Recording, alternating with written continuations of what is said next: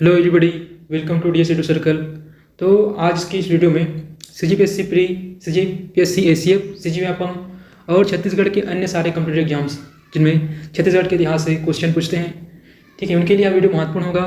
तो मेरे इस वीडियो को अंत तक देखते रहिए, ठीक है। और जो मेरे इस चैनल में नए हैं वे चैनल को सब्सक्राइब करें और बेल आइकन दबाएँ, जिससे वीडियो का नोटिफिकेशन समय समय पर मिलते रहे और मेरे इस वीडियो से लाभान्वित हो सके। तो चलिए इस वीडियो की शुरुआत करते हैं।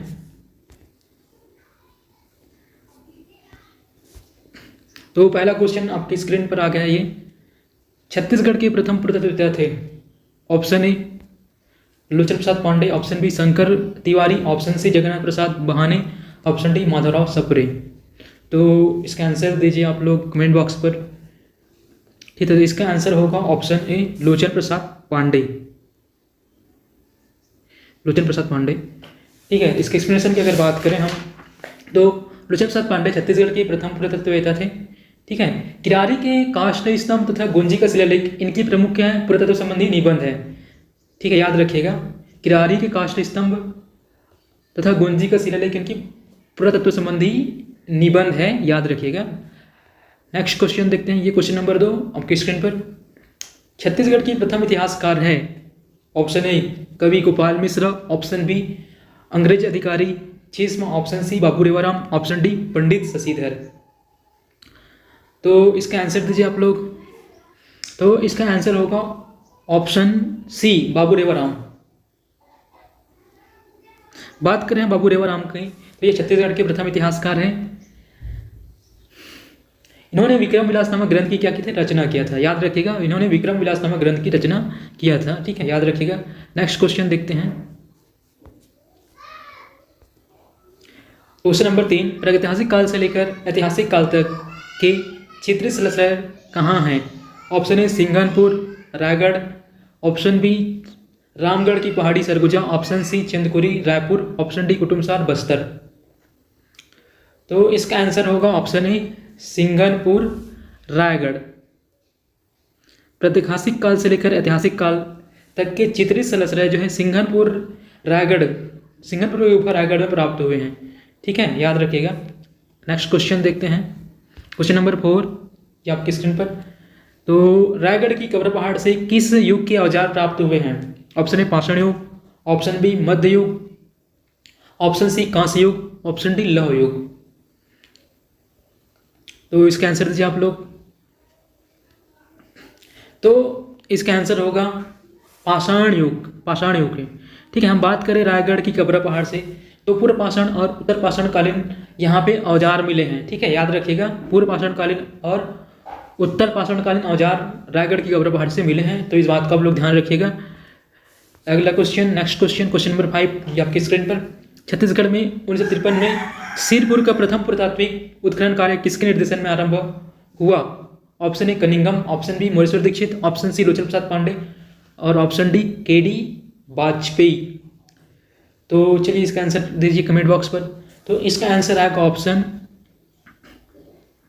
बी मोरेश्वर दीक्षित, ठीक है। बात करें सिरपुर का प्रथम पुरातात्विक उत्खनन कार्य का, तो ये प्रोफेसर मोरेश्वर गंगाधर दीक्षित, ठीक है, प्रोफेसर मोरेश्वर गंगाधर दीक्षित के निर्देशन में 1953 में सिरपुर का प्रथम उत्खनन कार्य क्या हुआ था, प्रारंभ हुआ था, याद रखिएगा इसको, बात को, ठीक है।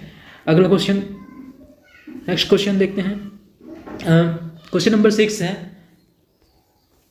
वैदिक काल में छत्तीसगढ़ को निम्नलिखित में से किस नाम से जाना जाता था। Option A Dakshin Kaushal, option B Chhattisgarh, option C Dandakaranya, option D Gondwana, option E इनमें से कोई नहीं। तो बात करें वैदिक काल में, तो वैदिक काल में छत्तीसगढ़ को कौन से नाम से जाना जाता था, तो इसका आंसर आएगा इनमें से कोई नहीं, ऑप्शन ई इनमें से कोई नहीं। क्यों, क्योंकि आप लोग को पता होगा, आप लोग पढ़े होंगे, ठीक है, वैदिक काल में छत्तीसगढ़ का उल्लेख ही नहीं है, ठीक है, मतलब वैदिक काल में छत्तीसगढ़ के बारे में जानकारी का अभाव है, ठीक है। ऋग वैदिक काल में छत्तीसगढ़ का कोई उल्लेख ही नहीं मिलता, लेकिन उत्तर वैदिक काल में नर्मदा नदी को रेवा नदी के नाम से जानते हैं, ठीक है। देखो बात करें हम वैदिक काल की, ठीक है, तो वैदिक काल में जो आर्य लोग थे वो उत्तर भारत तक ही सीमित थे, ठीक है। अगर हम दक्षिण कौशल की बात करें तो दक्षिण कौशल इसको छत्तीसगढ़ को रामायण काल में बोलते थे, ठीक है। और नेक्स्ट क्वेश्चन, बाकी देखते हैं। नेक्स्ट क्वेश्चन, दशरथ की पत्नी कौशल्या के पिता का नाम था। Option A Bhanumant, option B Janak, option C Parshuram, option D Valmiki. तो इसका आंसर आएगा भानुमंत। दशरथ की पत्नी कौशल्या का पिता का नाम भानुमंत है। बात कर रहे हैं हम दक्षिण कौशल के राजा भानुमंत की पुत्री कौन थी? कौशल्या। और कौशल्या का विवाह राजा दशरथ के साथ हुआ था, ठीक है। तो इस बात को याद रखिए।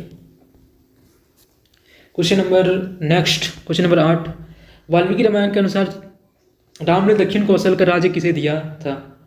तो वाल्मीकि रामायण के अनुसार राम ने अपना दक्षिण कौशल का राज्य किसे दिया था? तो ऑप्शन ए दिया है Lav, option B Kush, option C Lakshman, option D Angad. तो इसका आंसर आएगा कुश। वाल्मीकि रामायण के अनुसार राम ने दक्षिण कौशल का राज्य अपने बेटे कुश को दिया था, ठीक है। याद रखिएगा इस बात को। नेक्स्ट क्वेश्चन, किस ग्रंथ में छत्तीसगढ़ क्षेत्र का उल्लेख नहीं है? Option A Ramayana, option B Rigveda, option C Purana, option D Mahabharata. तो छत्तीसगढ़ का उल्लेख कौन से ग्रंथ में नहीं है? तो रामायण में तो है। रामायण काल में छत्तीसगढ़ को किस नाम से जानते थे? दक्षिण कौशल या दक्षिण कौशल के नाम से जानते थे। वही महाभारत काल में छत्तीसगढ़ को प्राक कौशल या कौशल के नाम से जानते थे। तो ऋग्वैदिक काल में छत्तीसगढ़ का उल्लेख नहीं मिलता है, ठीक है। याद रखिएगा इस बात को। ऋग्वैदिक काल में छत्तीसगढ़ का उल्लेख नहीं मिलता है, या यूँ कहें कि छत्तीसगढ़ में